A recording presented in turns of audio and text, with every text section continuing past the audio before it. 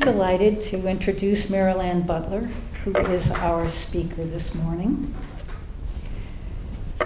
Meryl, more than many women I know, expresses the divine feminine in her life very, very well. She's a gifted artist in more media than most of us could even name. She's taught thousands of students of many ages over 35 years, and she's an expert in fiber art, quilting, wearable art, costumes, on curricula for art in healing and art in planetary healing. She's been asked and will be giving the keynote speech at the ARE New Year's Conference, and that talk will be on creativity and psychic intuition.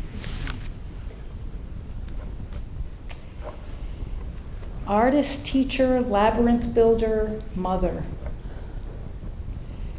Meryl is irrepressible and enthusiastic, a goddess indeed.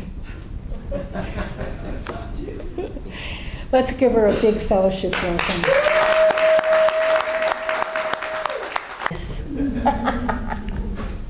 So I think what I remembered about my topic was that it's called There's No Place Like Home, a journey from homelessness to Gypsy freedom adventure. And so I get here to talk about my Gypsy freedom adventure. I found out I'm going to be tethered to a microphone.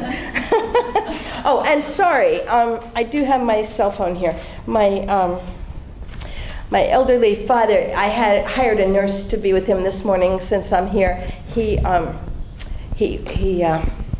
actually suffering from iatrogenic illness. Does everyone know what that is? That's that medical profession caused. Iatrogenic death is the third highest cause of death in the United States, third only after cancer and heart disease. And it's probably only third because they can't really get all the statistics, because very few times does a hospital say, oh yeah, we killed that patient, you can have our statistics. So anyway, poor guy, he's been through it this week. So the nurse that's hired, if she has a problem, will be she texted me twice. So I just want you to know I'm not being like rude in the sanctuary, but that was the only way I could be here. So anyway, okay, so home. What's home? You know, I think I've been trying to find out that question for a pretty long time.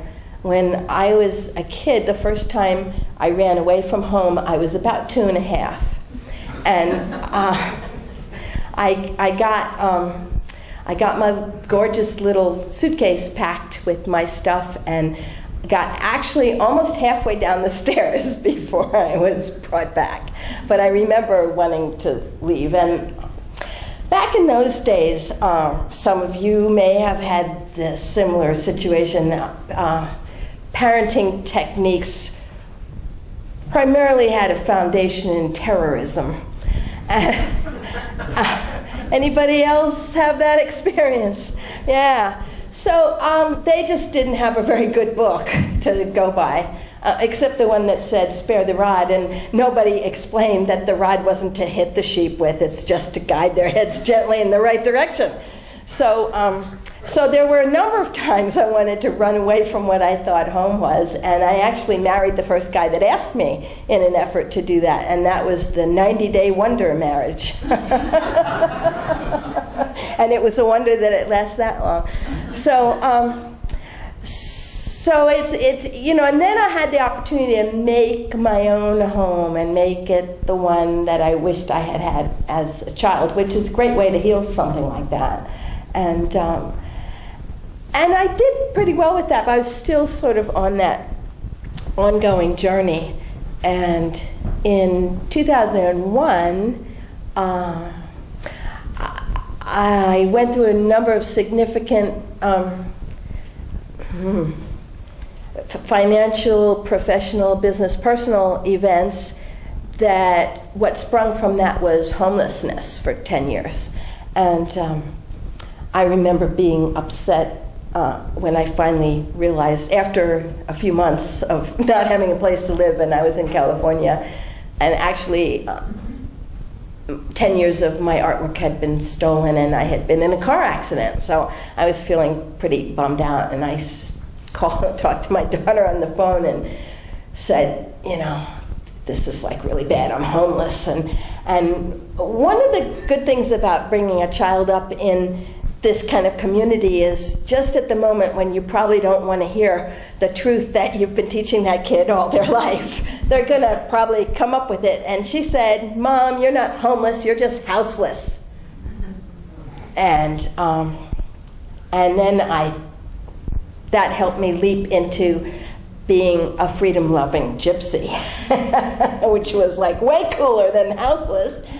And so, lest you get visions of cardboard boxes in your mind when you think of me being homeless, and the truth is, if it was cardboard boxes, it would be a Frank Lloyd Wright cardboard box, I can assure you. However, my version of homeless was more like long-term house-sitting luxury homes in Los Angeles, where all I had to do was, take out the garbage when the yard man came bringing the mail and keep an eye on the pool boy.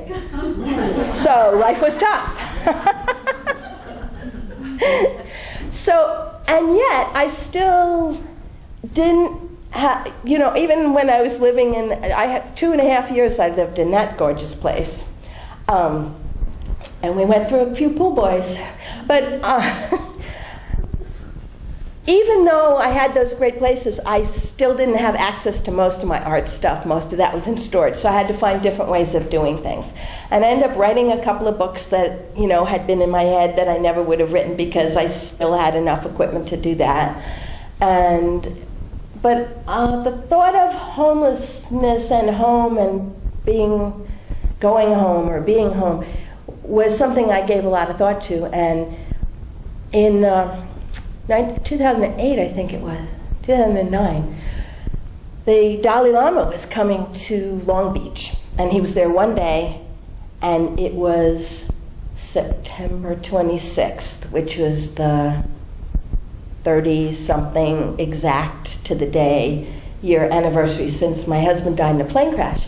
And I always took that day to do something spiritual because I don't really think bad things happen. I just think things happen and you do what you can with them. And so for me, that particular day was a big opening to lots of new stuff in my life. So I went to hear the Dalai Lama. I was so inspired, and I came home thinking more about home and more about the Tibetans and their quest for going home. And so I started to develop the idea for a piece of artwork, which took me another 5 years to finish, but which I have right here. So I think I'll show you.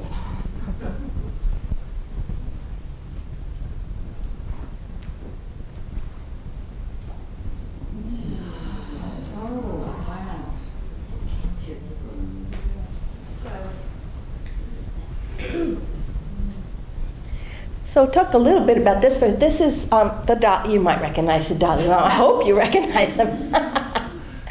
And it's a little bit me showing off because it's tricky enough. As a painter, I was studied 7 years in New York with a teacher who was apprenticed to Norman Rockwell, and I had my own art school for 10 years, and I taught traditional drawing and painting, and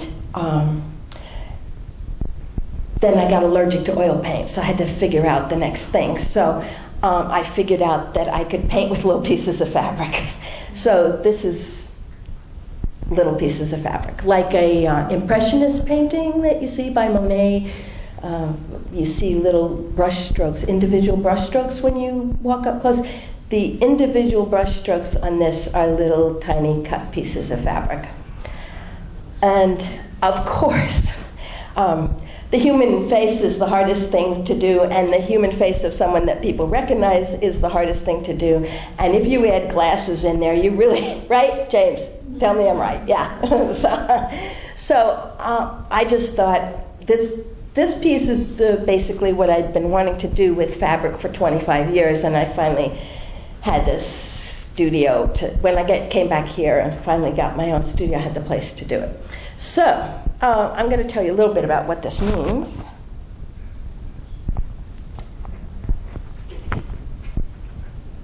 Okay. Is this good? Okay. It's recording. It's not amplifying. You're on. Okay. Yeah, he said just speak up, and I have my little bottle there of sore throat stuff. So anyway, so what's going on here? Here we have the Oz characters, and Dorothy was trying to get home to Kansas, and so their journey on the Yellow Brick Road was their journey. You know, we're talking about the heroine's journey here. You're in the ordinary world. Basically, I mean, Joseph Campbell gives it 12 parts, and someone else gives it 17. Am I doing something wrong? Put it another way. Okay. The Solution Man. We love that. Do I give you this back now? Or use both? Am I using both? Yes. Okay. Oh, I'm good at multitasking. Okay. So anyway, it just so happens that I finished this in February of this year, which is the 75th anniversary of The Wizard of Oz. And so for me, this quest about where is home was woven together with the Tibetans being sort of ousted from their home, and Dorothy also being ousted from home. I felt ousted from my home. And where is home? So the characters here are going down the Yellow Brick Road to home. And the Yellow Brick Road, if you can see down here, actually goes up. This is a little terracotta pendant of a spiral, which represents the labyrinth, which I'm also wearing. And the spiral is the journey path. So this is the Yellow Brick Road to the spiral, and our journey goes through the heart of the Dalai Lama. And at the top there, you see a little bit more of the Yellow Brick Road, like a triangle. And the top semicircle is representative of the Tibetan seal, which actually doesn't have the Yellow Brick Road in the original version. But it does have the Eightfold Path. You see that little white circle up there with the Eightfold Path. That's the Eightfold Path of Buddhism. And right under it is the Yellow Brick Road. And so the three mountains, white mountains, are the three sacred mountains of Tibet, which are on their original seal, along with the moon, which is on the left, and the sun, which is on the right, which you might not see from where you are, but you can look later. To the left is, in the mist, just barely able to see, but against the mountain is Glinda the Good Witch with her magic wand. And she is, to me, the archetype of the white Tara. And this little piece down here is a framed piece of the Dalai Lama that I got in Hampton when the monks came to do a sand mandala. And I went to go see them do that sand mandala, and it just so happened that the sand mandala they were doing that day was for the white Tara. And so on the back of this, on the reverse, is a picture of the white Tara. So the white Tara is the compassionate mother who is helping us find our way home. The Good Witch, Glinda, you might remember, is the one who told Dorothy, you had the power all along to go home. You just didn't know it. And so that's part of what this is. This is also, the shape of this is a tanka. You might know the Tibetan art, tankas are painted usually like white Tara or the other avatars. but they always have this kind of brocade around it. So that's what this is to allude to that. The four corners here have little images and Toto's right here, because we can't leave Toto out, because he wasn't in the basket then. And then I have little smiley faces and the buttons here, and those allude to his book, The Art of Happiness. And then at the top, just over the little blue line at his head, is a little charm of the ruby slippers, which represent what we need to do to find our way home. And just above that is a heart, and that's representative of home is where the heart is, which is really the moral of this whole story. And just above that is a little like dark wood plaque, and it says Home Sweet Home on it. And Home Sweet Home was written by my great-great-granduncle or something. His name was John Howard Payne, and he wrote the words, "Be it ever so humble, there's no place like home."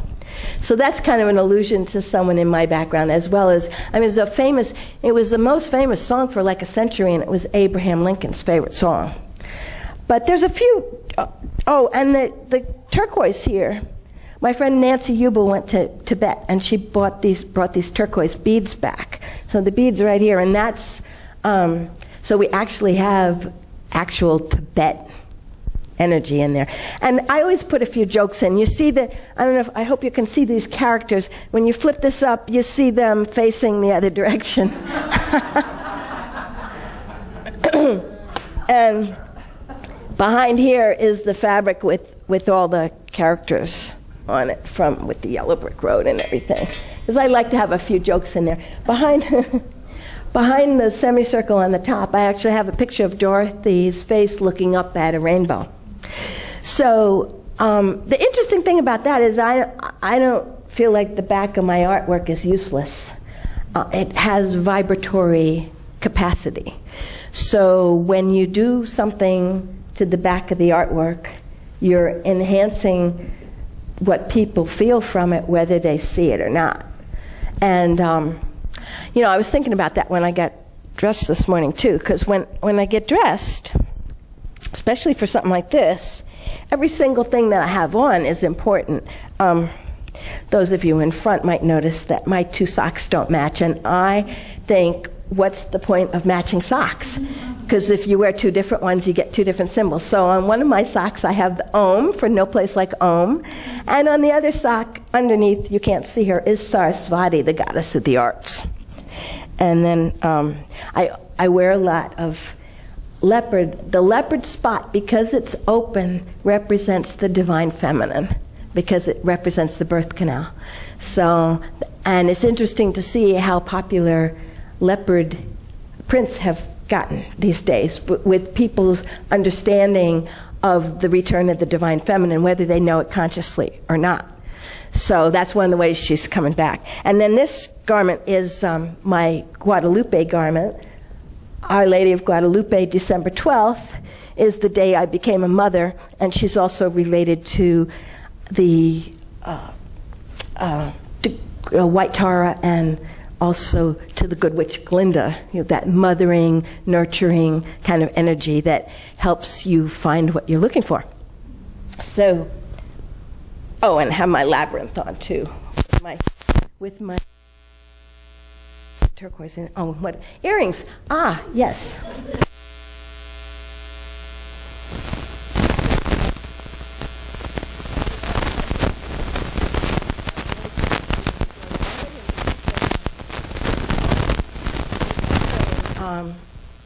It's okay.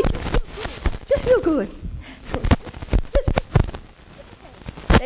Every question. That's okay. Just be happy.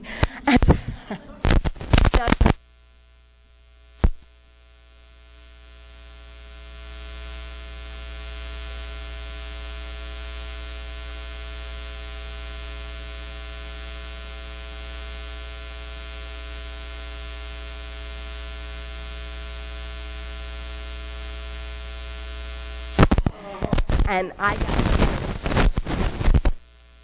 got people allowed to take photos.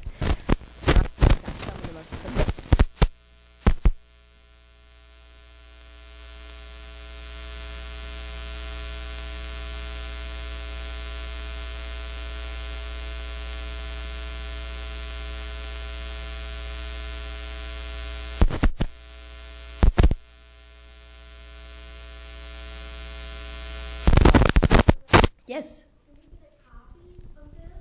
How much are you selling it for? The quilt right now, 26,000.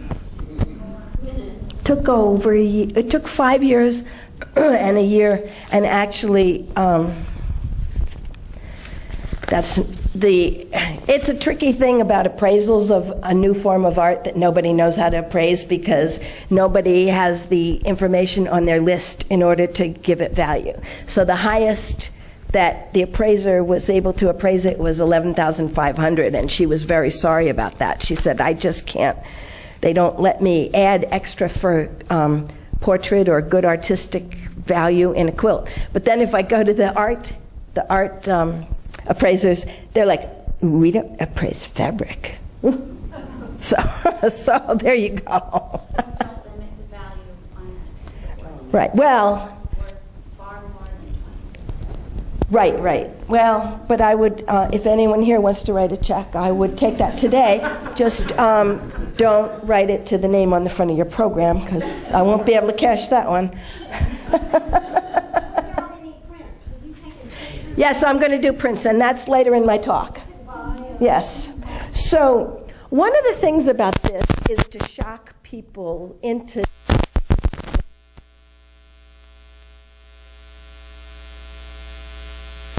people their body language. Something else.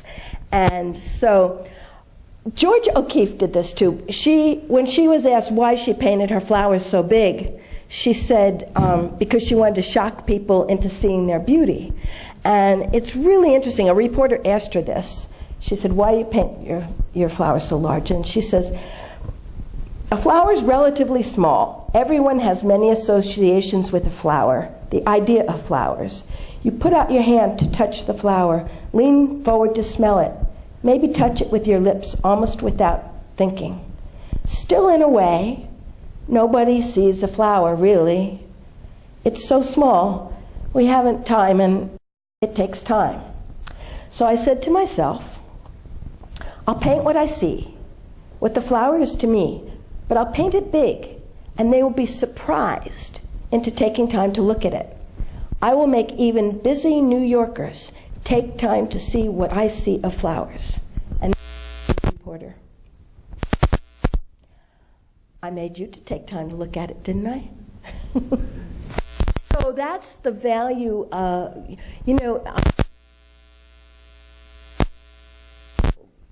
we're shocked out of our ordinary reality. Am I okay? Into non-ordinary reality. And that's what shock does to us. It moves us from ordinary reality into non-ordinary reality. And if we're aware of what's going on, and we're in a non-ordinary reality, and we know we can bring some of that stuff back with us, we're conscious about it, that's the point. That's the point of the hero's journey, the heroine's journey. She is in ordinary reality, she goes on a quest, she gets a magical thing, and then she brings it back from non-ordinary reality into ordinary reality to integrate it with life. So that's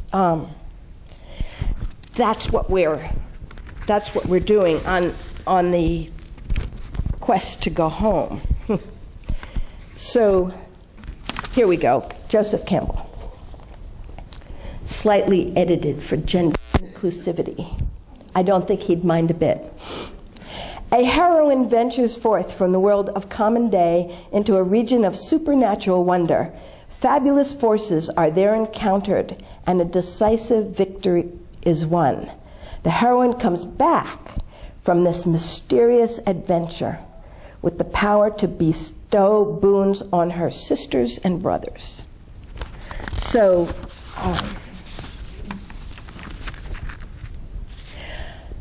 So that ties in with my little adventure, which started in 2001 when I lost the lease very unexpectedly on my studio here.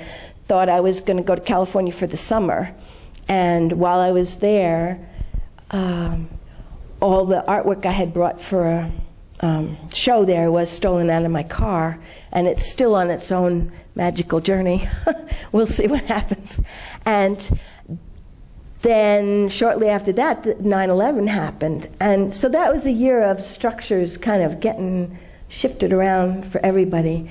And I was in a car accident too. But the LA Times came to interview me about my work. And that was very exciting. But the timing wasn't great because they expected to publish it on September 12th. And of course, by September 12th, my little, $150,000 theft was not big news anymore. But we'll see, because that story's still there. A good journalist never loses any of the stories they wrote that didn't get published, because 20 years later you can always recycle them.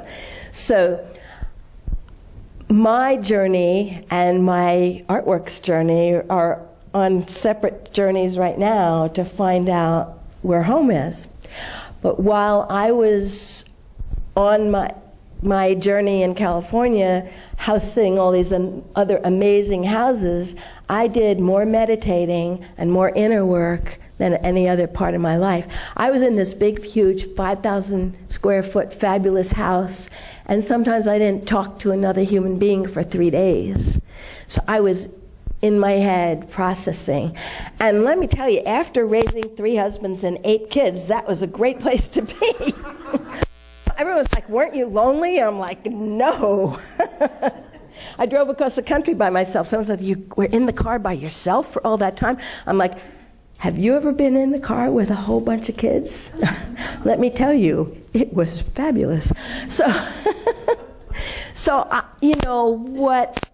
What I found there was pieces of myself that I hadn't known before, parts of me artistically that hadn't had a chance to grow before. And one of the things that I was that somebody really can't.